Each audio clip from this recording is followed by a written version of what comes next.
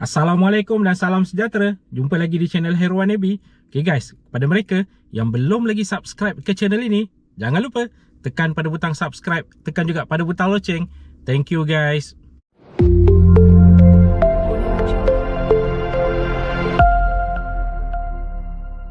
Okay, dalam video pada kali ini kita nak melihat berkaitan dengan satu package ini yang baru-baru ini dicadangkan oleh salah seorang daripada ahli politik di negara kita yang pasti ramai mengenali beliau. Sebenarnya perkara ini bukan sahaja baru diutarakan oleh beliau, sebelum ini juga pernah diutarakan. Cuma dalam Dewan Sidang Rakyat baru-baru ini beliau telah mengetengahkan lagi perkara ini. Okay, perkara yang dimaksudkan adalah berkaitan dengan skim I Survive. Ingat tu, I Survive. Pasti ramai yang pernah mendengar sebelum ini dan pasti ramai juga yang tertanya-tanya apakah itu I Survive? Adakah ianya lebih kurang sama seperti pengeluaran-pengeluaran KWSP yang lain kerana ada I di hadapannya? Sebelum ini ada I Lestari, ada I Citra, ada I Sinar. Okay, untuk pengetahuan semua, I Survive ini tidak ada kena-mengena dengan pengeluaran KWSP.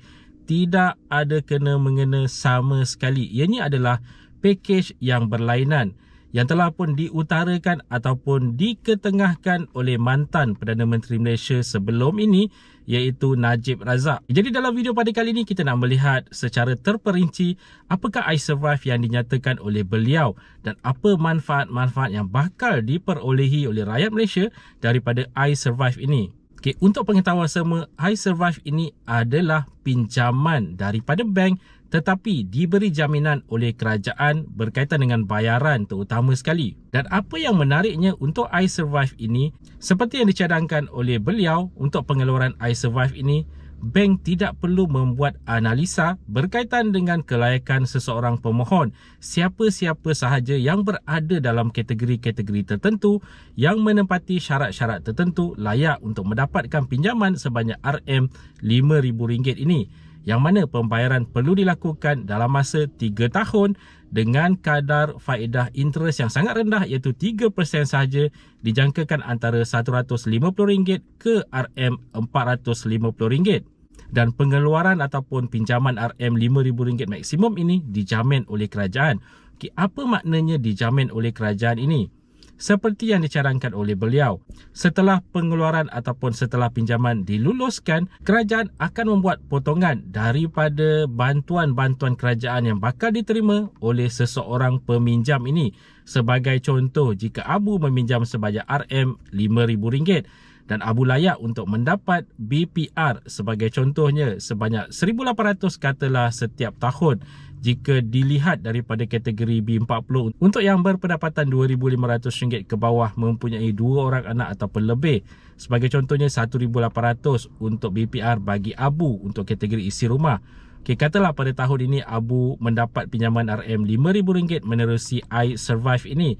Pada tahun hadapan, RM1,800 kelayakan untuk BPR ini, separuh daripadanya akan dibayar oleh kerajaan kepada bank yang memberi pinjaman kepada Abu, dan separuh lagi akan diberikan kepada Abu mengikut fasa-fasa pembayaran BPR seperti biasa. Ini bermakna untuk pada tahun hadapan, daripada RM1,800 sebagai contohnya, hanya RM900 akan diberikan kepada Abu, lagi RM900 akan dibayar kepada bank untuk ditolak daripada baki pinjaman RM5,000 yang dibuat oleh Abu. Dan seperti yang telah dicadangkan oleh mantan Perdana Menteri ini, tiada bayaran ansuran bulanan tetap dikenakan terhadap peminjam. Ini bermakna peminjam boleh menyelesaikan pembayaran dalam masa 3 tahun yang diberikan untuk jumlah yang telah diberi pinjam. Sebagai contoh, kepada si Abu tadi katalah RM5,000.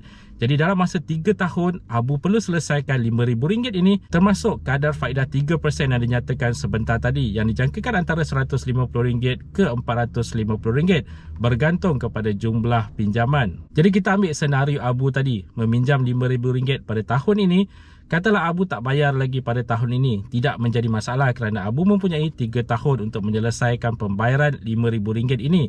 Tahun hadapan kerajaan membantu RM900 pembayaran untuk RM5,000 ini, baki tinggal lagi RM4,100. Katalah tahun yang mendatang juga nanti Abu masih lagi menerima RM1,800, RM900 digunakan untuk membayar lagi baki pinjaman tadi yang asalnya masih lagi berbaki RM4,100.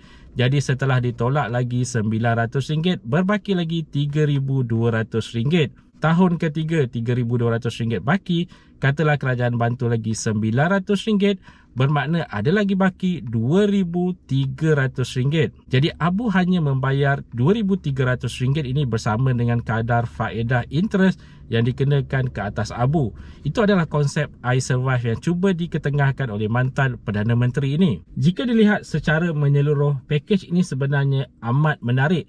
Cuma ada beberapa risiko yang perlu diperhalusi oleh kerajaan dan juga perlu dilihat dengan mendalam oleh peminjam-peminjam ataupun bakal peminjam-peminjam ini.